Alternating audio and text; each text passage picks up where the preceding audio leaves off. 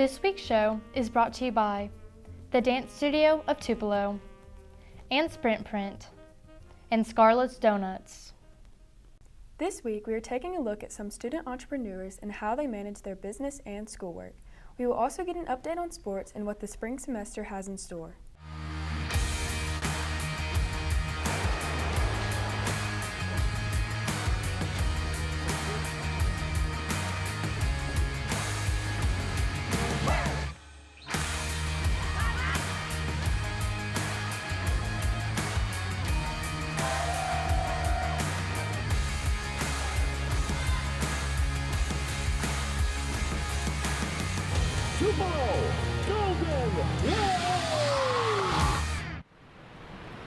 Welcome back to this week's edition of WTHS News. I'm Lucy Johnston. Throughout the high school, there are many students who run small businesses. These students tackle their schoolwork while also managing their business. Paris has more on this topic. Balancing school and sports is one thing, but balancing school, sports, and a small business is something totally different. For Paisley Ellis and Addie Harper, it's something they do every day. Owning a small business may seem like a challenge, but Paisley and Addie say they do not see it as one. I honestly don't think that it's hard to balance a small business, softball, and school, especially this year just because I'm virtual and we haven't got to play yet, so I really haven't got the full experience. College and career readiness and business finance teacher Mrs. Woods gives insight as to why small businesses like Paisley's and Addie's are so successful. My initial thought was they do it for the same reason everybody else starts a business, and that's to make money. And while I'm sure that is their primary purpose, I do believe the student had a good point with that it is in front of them, and it's just easier for them with the internet and stuff now. Even though there's success with running a jewelry and macrame business, there are also some obstacles that they have to face as business owners. It is very hard to balance school, sports, and the small business because it takes a lot of dedication. There is a little bit of stress and sometimes even fear, because with me, I have to go meet people sometimes that I don't know with jewelry, so I get a little scared. You can support Paisley and Addie by following their social medias, at Paisley_Janes and at Macrame by Addie Ray. Thanks, Paris. These students are driven to balance their businesses and schoolwork.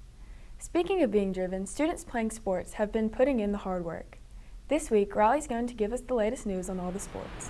Hey guys, it's Riley. Welcome back to this week's edition of Sports Media.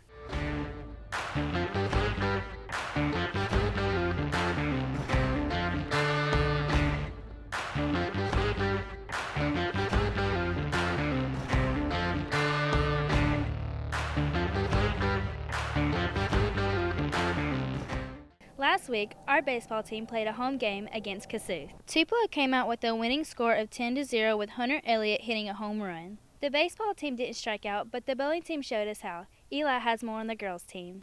The WTHS girls bowling team made a championship for the first time in 6 years. It feels real great, to be honest with you. No Tupelo bowling team has gone to the state championships since, I think, 2015. So it's been kind of a long drought. So it feels real good to kind of have our opportunity to go try to win a state title. Coach Horgan said their experience as a team this year has really made their season so far one to remember. As a team, it's been a lot of fun this year. We get to practice kind of like once a week, and we get to do a match also once a week. So we get like 2 activities a week. It's kind of been real nice to get to know everybody and kind of get to kind of watch them grow as bowlers and kind of watch them succeed. It's always nice to see them smiling, having a good time, and it's been a lot of fun this year. So it's been a pretty great experience.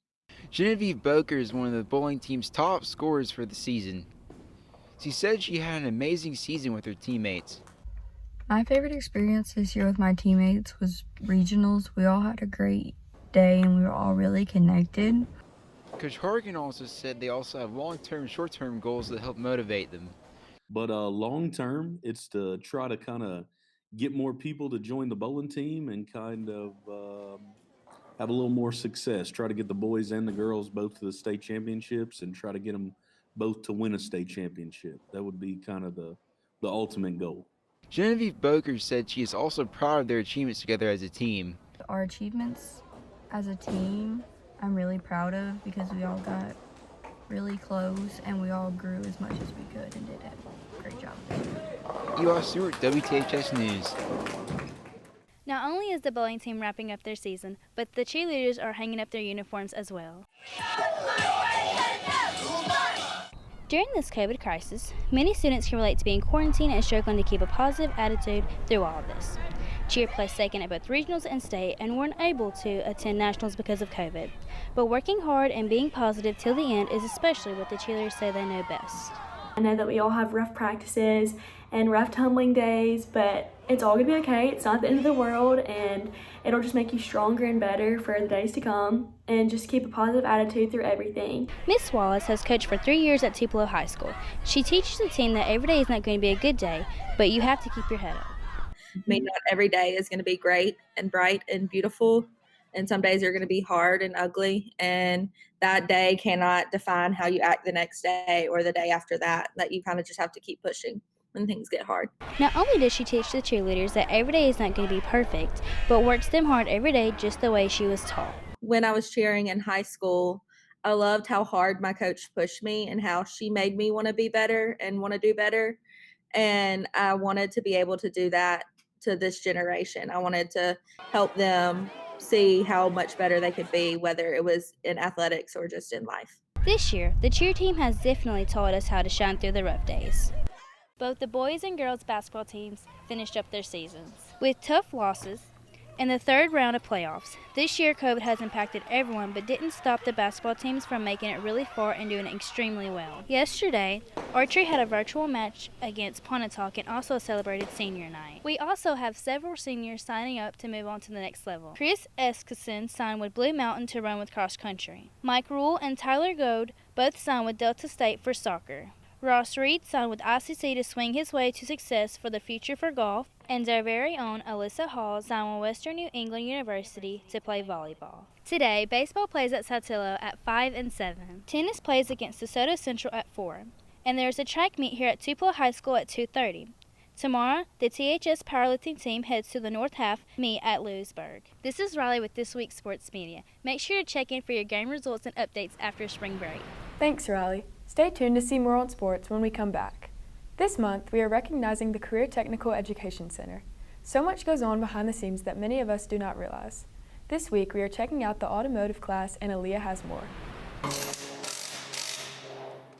Mr. Harper has taught at Tupelo High School since 2017. He expects his students to learn basic maintenance on a vehicle. Some of those basic maintenance skills consist of changing spark plugs, changing oil, rotating tires, and changing brake pads. I even had the opportunity to learn a few things for myself.